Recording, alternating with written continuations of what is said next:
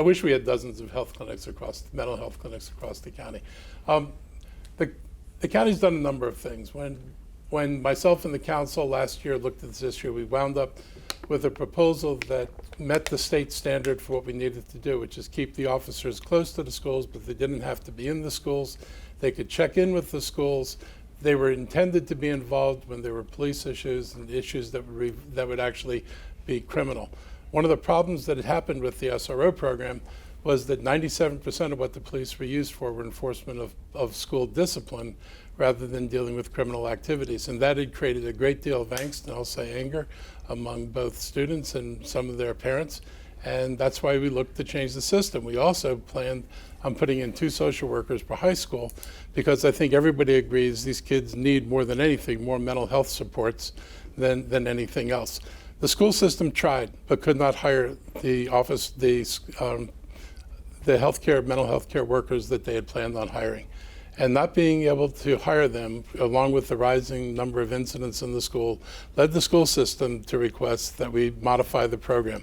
And I agreed to the modification. The superintendent, Dr. McKnight, came up with the proposal was that the officers would be in school, they would be in the building, but they would not patrol halls, and they would not, under any circumstances, enforce school discipline.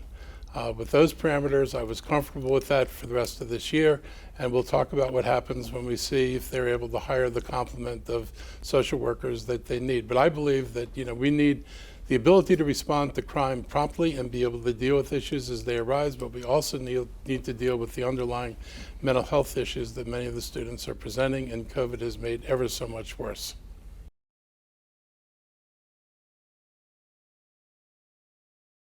Well, I would have started 2 years ago when I sent over to the council a proposal to raise police pay.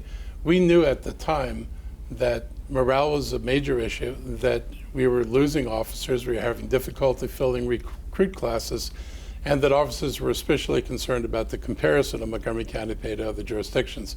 And we were, if not the worst, close to the worst paid jurisdiction in the county. The council then decided that it wasn't fiscally prudent to fund that contract, and it didn't get funded. This year, we renegotiated. This was the year in the cycle where we negotiated with the police union, and we put together another package, and this year the council passed the package. It's a good thing, but it probably hurt us for a couple of years where it might have been an easier time recruiting police officers into the county. We've worked hard to make sure that the department is more balanced and that the practices they engage in are less confrontational and less inflammatory in the community. That's an important part. It's an important part of building trust between the community and policing. I think we know, it's something we learned with the immigrant community, that the trust that the police are able to build with the immigrant community has often led the immigrant community to actually cooperate with the police instead of avoid the police. And that's something we need to think about as we move forward with other programs. We're going through a retraining of the police. It's going to be substantial. The state has set some very clear parameters. We've set even clearer parameters on things where the state's not clear enough. And we expect to see, reforms going into place. It is going to take a while to train people who for many years were trained to be on a kind of warrior mentality to a guardian mentality. And I will say it's not just the officers, it's endemic in the department, because even the leadership of the department were once officers. Everybody did the same things, and now that it's very clear we don't want them doing those things, we have to make sure that it goes from top to bottom. It's not just to blame the officers, but to recognize how often things people do are what they're actually trained to do.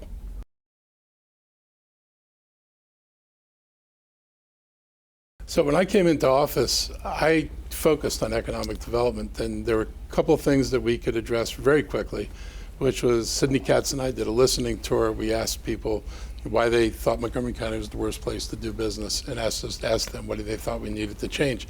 All the managers had to go to those meetings, and as a result, people began changing the permitting department and also began changing procurement, because we wanted to make sure that Montgomery County businesses had greater opportunities to do business in the county.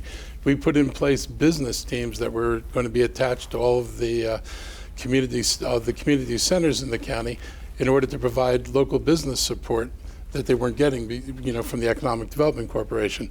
But the bigger picture is why don't people come here? And this is the puzzle. When I came into office, and before when I was on the council, we had 10 million square feet of vacant office space, 5 million Class A, 5 million Class B.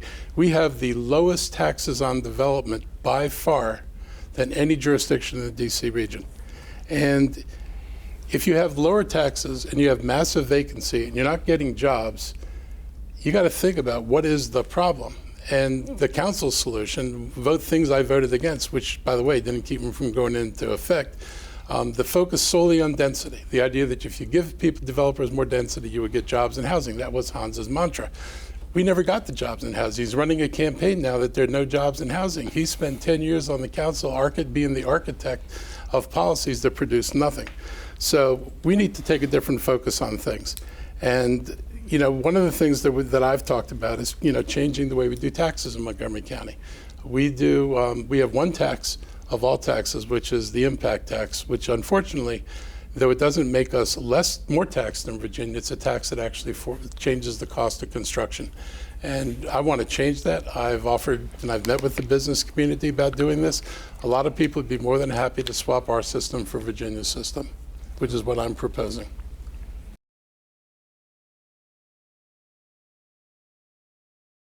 So I'm going to start with a couple of things. First is, Hans just lies repeatedly about the American Legion Bridge. I was the first person to say the governor needs to start at the American Legion Bridge. I said on the first week I was elected, that if you can do this project, you start at the bridge, you see what it relieves, and then you work backward. No one does what the governor was proposing, which is start at the back of the backup and work your way toward the plug. And so I've supported this. I've applauded the governor for being willing to tackle it, but I've also criticized him for not going to the federal government, which has a boatload of money for infrastructure, and asking for the federal government for money before he dumps this on Montgomery County taxpayers and Montgomery County drivers who have to use the toll roads. Get as much money out of the federal government as you possibly can. I supported the double reversibles on 270, which was county policy and what we had been asking for. I proposed an alternative solution to the state and what to deal with the western part of the Beltway that wasn't reversibles, but also didn't involve going into the neighborhoods, which Greg Slater told me was actually what the other two companies proposed doing. So I've been working to actually get solutions on there that are minimally expensive to the county and may not require even having a toll road, and rely partly on our federal partners, because this is only like a major road that connects two jurisdictions and is a through road for people going north-south. We proposed the bus rapid transit line, 14 years ago. It's a long time ago.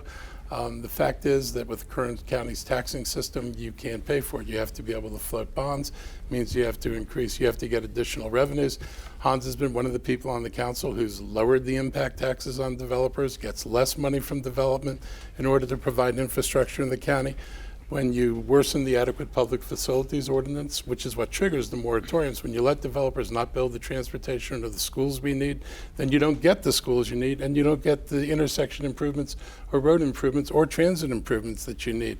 I will continue to work on that. I'll work with the new council who wants to solve these problems and actually understands there has to be a balanced approach between not just the public paying for everything, but with developers who benefit from the investments to be willing to pay for it, like they do in Northern Virginia.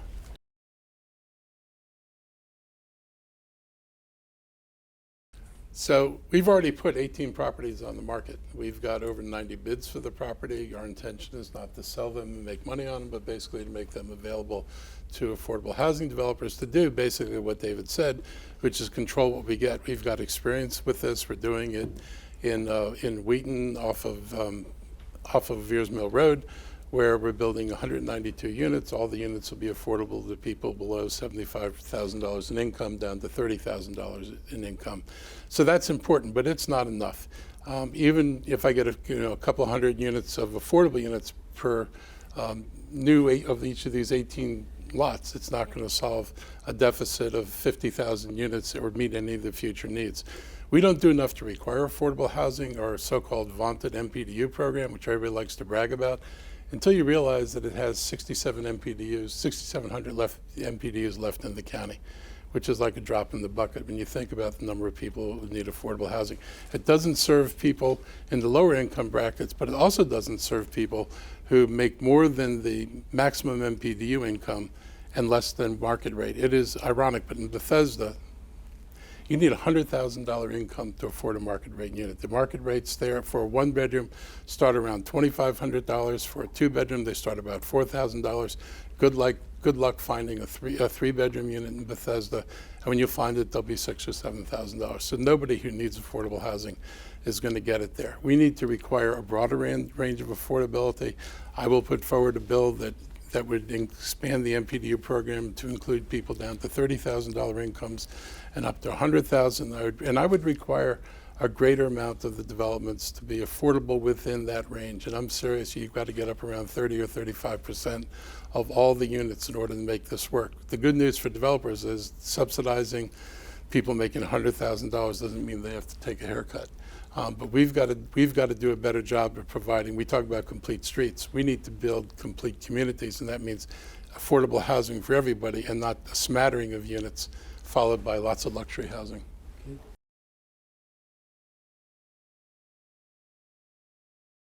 Yeah, I don't think anybody's going to disagree on this. We absolutely are going to protect women's rights in Montgomery County. We put $1 million into the budget to accelerate what was originally planned from state legislation for a couple of years from now. They thought the future was then, the future is now. We've got to deal with it. We have to provide additional training for nurses. We're going to have to work with doctors to be able to provide additional facilities to do abortions. Abortions do not need to be done in clinics, and they can be done in other places. We've got the ability to help facilitate doctors to find the capacity to be able to do that. I guarantee you, we are not going to cooperate with Texas and any of these other crazy places that are talking about hunting down women and prosecuting. You know, if somebody comes here, I'm not asking them why they came here. We are never going to provide medical information. It would be a violation of HIPAA, if nothing else. And we're going to make sure people are safe. And we're going to actually go to other jurisdictions and suggest to their employers, maybe you want to move to Montgomery County, because your women employees need to be safe. You come to Montgomery County, we're racially diverse, we're committed to diversity, we respect everybody's rights, including women's rights, and including the right to choose. Your employees aren't going to have those rights in Texas. Maybe you should leave Austin and come to Montgomery County. We have more to offer.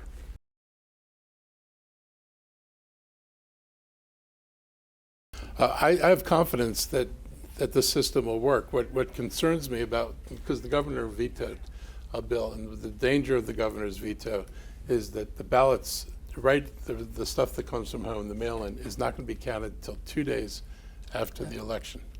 And that means in the last election, you know, Trump would have won, I think, on the day of the vote, but lost when all the votes were counted. And we're going to go through this madness where people are going to say, we won, we won, we won, and then 2-3 days later it's going to be, actually you didn't, and then it's going to be, oh my God, mail-in voter fraud.